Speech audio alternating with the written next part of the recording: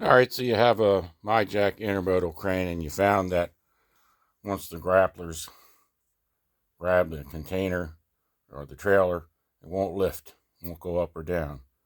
It'll go side to side, and the wheels will go backwards and forwards, but that doesn't work anymore. Um, and the problem is there's a gear called a pinion gear that resides in the transmission assembly above this cover, which goes bad. The cover has 4 screws from the underside that have to be removed. Alright, so this is the culprit. It's called a pinion gear. It slides onto a shaft,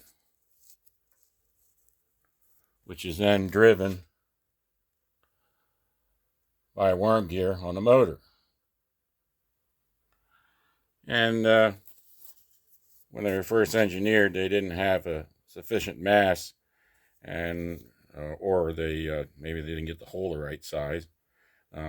It's a slip fit, so it requires tension, pressure, and basically in the valley of the teeth, it'll crack.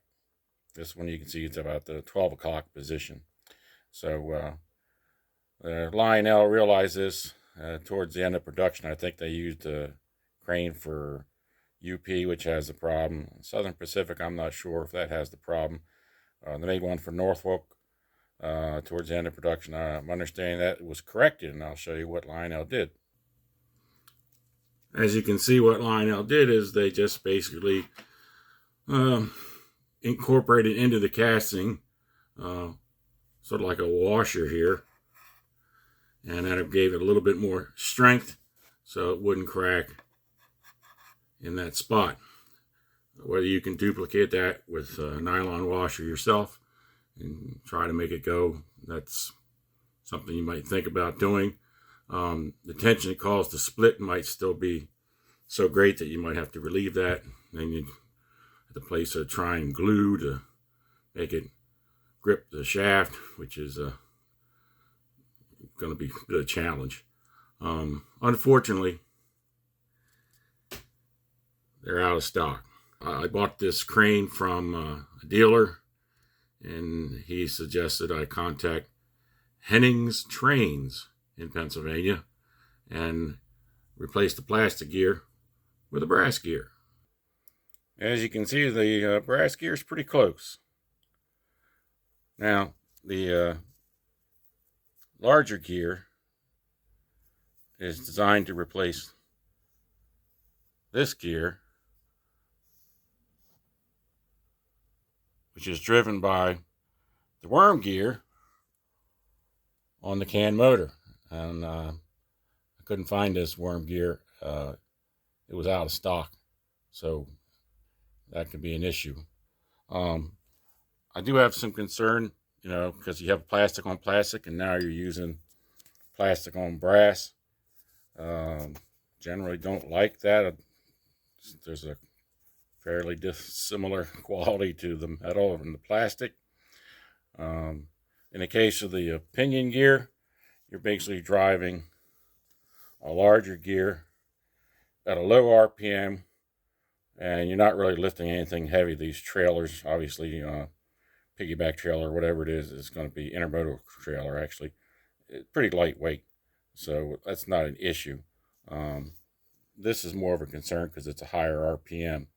The reason I say that is I had an experience with Lionel's. They did a reissue of the American Fire sawmill. And all the gears on this version are metal. This particular accessory came, I believe, in an orange box, your typical Lionel orange box.